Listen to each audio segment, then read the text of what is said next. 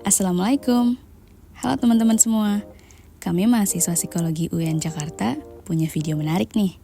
Sebelumnya kenalin, aku Nanda dan didampingi dengan teman sekelompok ada Adit, Hilya, Anna, dan Ayesha akan menyampaikan wawasan mengenai Terror Management Theory atau bisa disingkat TMT. Apaan tuh TMT? Jadi, teori manajemen teror atau TMT adalah kerangka kerja psikologis yang berusaha memahami gimana sih manusia mengatasi kesadaran akan kematian.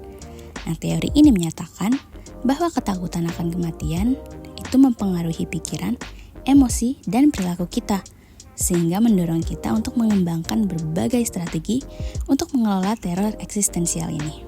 Nah, salah satu strategi yang paling mendalam yang digunakan individu itu adalah keterlibatan mereka dengan keyakinan dan praktik keagamaan.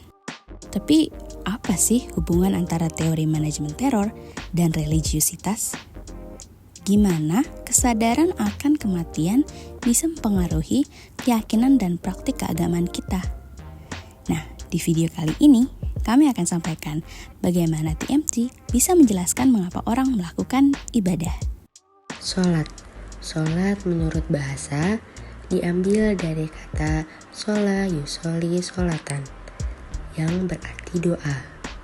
Dalam kamus ilmiah populer, sholat diartikan dengan sholat yaitu penulisan kata Arab dengan bahasa Indonesia yang berarti sembahyang. Dalam istilah ilmu fikih, sholat adalah salah satu macam atau bentuk ibadah yang diwujudkan dengan melakukan perbuatan-perbuatan tertentu disertai dengan ucapan-ucapan dengan syarat-syarat tertentu pula. Dalam fikih 4 mazhab disebutkan sholat adalah segala perkataan dan perbuatan yang diawali dengan takbiratul ihram dan diakhiri dengan salam dengan syarat-syarat yang ditentukan. Sholat yang diwajibkan dalam sehari semalam ada 5 kali, yaitu 17 rakaat yang meliputi 4 rakaat sholat zuhur, 4 rakaat sholat asar, 3 rakaat sholat maghrib, 4 rakaat sholat isya, dan 2 rakaat sholat subuh. Sholat diwajibkan oleh Allah Subhanahu wa Ta'ala melalui Nabi Muhammad SAW pada malam Isra 10 tahun 3 bulan setelah kenabian.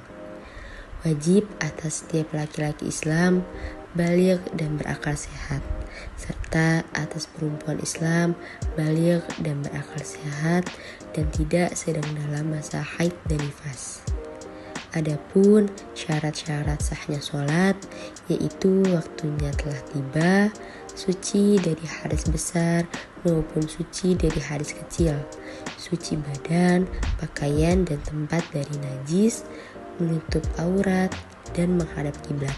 Hubungan antara sholat dengan teori manajemen teror atau TMT adalah bahwa sholat memberikan kesempatan kepada seseorang untuk merenungkan motivasi mereka dalam mencapai makna dalam hidup.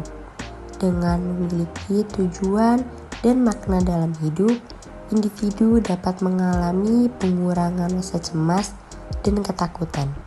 Proses refleksi dan koneksi spiritual yang terjadi selama sholat dapat memberikan perasaan ketenangan dan keamanan, membantu mengatasi rasa cemas akan kematian sebagaimana dijelaskan dalam kerangka kerja teori manajemen teror. Dengan mengakui dan mengatasi kekhawatiran mengenai eksistensi dan kematian, sholat dapat berperan sebagai bentuk coping spiritual yang relevan. Dalam Kamus Bahasa Indonesia, dijelaskan bahwa kata mengaji memiliki beberapa arti, yaitu yang pertama, mendaras membaca Al-Quran, kedua, belajar membaca tulisan Arab, dan yang ketiga, belajar mempelajari agama. Mengaji merujuk pada aktivitas membaca atau belajar Al-Quran. bisa juga diartikan sebagai membahas kitab-kitab oleh penganut agama Islam. Aktivitas ini dalam agama Islam termasuk ibadah dan orang yang melakukannya akan mendapatkan ganjaran dari Allah Subhanahu wa Ta'ala. Menurut kajian agama Islam, pengertian mengaji dapat dilihat dari berbagai perspektif, seperti perspektif fikih yang menganggap mengaji sebagai ibadah dan wajib bagi setiap umat muslim, khususnya dalam konteks mempelajari Al-Quran. Sementara dalam perspektif lain, seperti perspektif tafsir, mengaji mencakup pemahaman mendalam terhadap makna dan konteks ayat-ayat Al-Quran. Umat Islam senang melakukan kegiatan mengaji karena kegiatan ini memiliki banyak keutamaan. Yang pertama, keutamaan yang akan didapat adalah menjadi manusia terbaik. Lalu yang kedua, mendapat kenikmatan. Yang ketiga, akan mendapat derajat yang tinggi. Yang keempat, individu yang mengaji akan bersama para malaikat. Dan yang kelima, individu yang mengaji akan mendapat syafaat Al-Quran di hari kiamat. Hubungan mengaji dengan terror management theory adalah mengaji dapat membuat seseorang termotivasi untuk mencapai makna dalam kehidupannya. Pencarian makna hidup bisa dilakukan lebih mudah karena semua ayat yang ada dalam di Al-Quran memiliki makna yang dalam. Oleh karena itu, individu dapat memahami bahwa hidup yang dijalani memiliki tujuan serta arti yang besar, bukan sekadar eksistensi fisik saja. Kegiatan mengaji juga dapat memberi makna dalam prestasi yang dicapai oleh manusia dalam terror management theory. Mempertimbangkan banyaknya keutamaan yang bisa dicapai dengan membaca Al-Quran, individu akan menyadari bahwa ia bisa mendapat prestasi dalam berbagai aspek di kehidupannya. Kegiatan mengaji ini juga dapat memberi pemahaman mengenai kehidupan serta kematian. Mengaji akan menciptakan kontinuitas dalam menghadapi realitas kematian melalui pengertiannya serta makna-makna yang terdapat dalam ayat-ayat Al-Quran, serta dapat mengatasi rasa takut akan kematian yang pasti dialami oleh manusia. Terror management theory menyajikan pandangan bahwa manusia cenderung mengembangkan sistem kepercayaan dan nilai-nilai kultural sebagai mekanisme pertahanan terhadap ketakutan akan kematian. Berikut ada 5 hubungan antara bersedekah dan TMT. Yang pertama itu ada signifikansi. Terror management theory menyatakan bahwa individu cenderung mencari makna dalam hidup mereka sebagai respon terhadap kecemasan akan kematian. Bersedekah dapat dianggap sebagai upaya untuk memberi makna pada kehidupan melalui tindakan positif yang memberikan manfaat kepada orang lain, menciptakan perasaan bahwa hidup memiliki tujuan yang lebih besar. Yang kedua itu ada kecemasan akan kematian. Terror management theory mengemukakan bahwa manusia mengalami kecemasan terhadap kematian. Dan untuk mengatasi kecemasan tersebut, mereka mengembangkan sistem mekanisme pertahanan seperti pengkulturalan dan perilaku sesuai norma sosial. Bersedekah dapat berfungsi sebagai mekanisme pengukuran kecemasan karena tindakan kebaikan dapat memberi perasaan bahwa individu meninggalkan warisan yang positif, yang dapat memitigasi ketakutan akan kehampaan hidup. Yang ketiga itu ada penguatan identitas. Terror management theory menyoroti bahwa individu cenderung mencari penguatan identitas untuk mengatasi ancaman kematian. Bersedekah bisa menjadi cara untuk memperkuat identitas positif karena tindakan tersebut mencerminkan nilai-nilai moral dan etika, memberikan pandangan positif terhadap diri sendiri, dan meningkatkan perasaan kebermaknaan. Yang keempat itu adalah kontribusi pada kelompok. Terror management theory menekankan peranan penting norma sosial dan pengaruh kelompok dalam mengatasi kecemasan akan kematian. Bersedekah dapat diinterpretasikan sebagai upaya untuk mematuhi norma sosial yang mendorong perilaku, membantu dan berkontribusi positif pada kelompok sehingga dapat meredakan kecemasan individu akan kematian. Dan yang terakhir ada warisan positif. Teror manajemen teori menunjukkan bahwa manusia cenderung mencari cara untuk meninggalkan warisan positif sebagai cara untuk mengatasi ketakutan akan kematian. Bersedekah dapat dianggap sebagai cara untuk menciptakan warisan positif karena tindakan tersebut memperlihatkan pengabdian kepada kesejahteraan masyarakat dan pembangunan sosial.